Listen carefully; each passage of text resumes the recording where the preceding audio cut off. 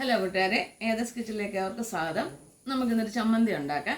രാവിലെ ഇഡ്ഡലി അവിടെ എടുത്തത്, അപ്പം ഇഡ്ഡലിക്ക് ദോശയ്ക്കും പറ്റിയ ഒരു ചമ്മന്തി. എല്ലാവരും അരയ്ക്കുന്നതാണ് എങ്കിൽ ഞാൻ അരയ്ക്കുന്ന രീതി ഇങ്ങനെയാണെന്ന് കാണിച്ചു തരാം. ഞാൻ പാൻ വെച്ച് ചൂടായിട്ടുണ്ട്, വെളിച്ചെണ്ണ പിടിക്കുവാണേ.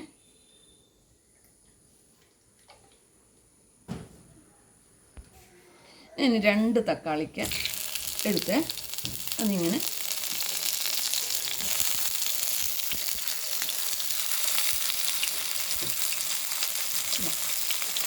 പിന്നെ ഒരു കഷ്ണം വെളുത്തുള്ളി, ഒരു ചെറിയ ഇഞ്ചി, ഞാൻ പച്ചമുളകാണ് ഇതിനകത്തേക്ക് എടുത്തേക്കുന്നത്. പച്ചമുളകല്ല, പച്ചമുളക്.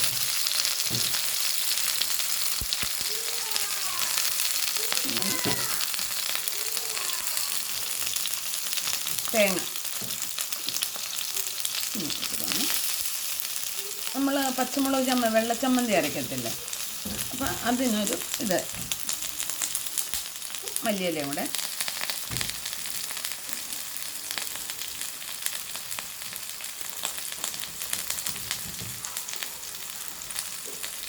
ഒന്ന് മൂത്തോട്ടെ.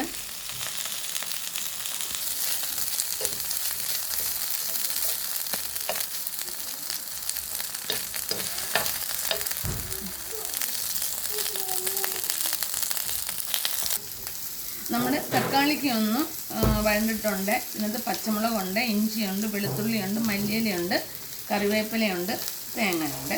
ഇത് നമുക്കൊന്ന് കൂടെ ചേർത്ത് മിക്സിയിലടിക്കാം. നല്ലൊരു ചമ്മന്തിയാണ് കേട്ടോ. ഞാൻ ഇങ്ങനെയാണ് ഇപ്പം ആരെങ്കിലും വെള്ളച്ചമ്മന്തി ഇഡ്ഡലിക്ക് പറയുമ്പോൾ ഇങ്ങനെയാണ് കൊടുക്കുന്നത്. നല്ലൊരു സൂപ്പർ ചമ്മന്തിയാണ്. സ്റ്റവ് ഞാൻ ഇതൊന്ന് മിക്സിയിലിട്ട് അരച്ച് കൊണ്ടുവരാം. നമ്മുടെ ചമ്മന്തി ഞാൻ അരച്ചുകൊണ്ട് വന്നിട്ടുണ്ട്. ഇതാണ്ട് നമ്മൾ വറ്റൽമുളക് ഇട്ട് വറുത്ത് അരയ്ക്കുന്ന അതേ കളർ തന്നെ നമുക്ക് കിട്ടിയിട്ടുണ്ട്. അത് പച്ചമുളക് മാത്രമാണ് ഇട്ടേക്കുന്നത്. നമുക്കിനി കടുക് വറുക്കാം. നല്ല ടേസ്റ്റാണ് കേട്ടോ.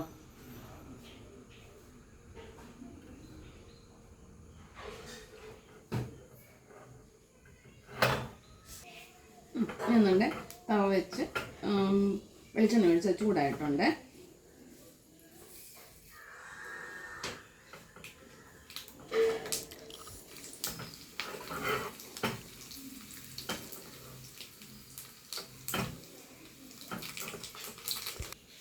നമ്മുടെ വറ്റൽമുളകും കടുവെല്ലാം പൊട്ടിട്ടുണ്ട്. നല്ല ഇനിയിപ്പോൾ ഇതിനകത്തോട്ട് ഒഴിക്കുകയാണ് ഞാൻ.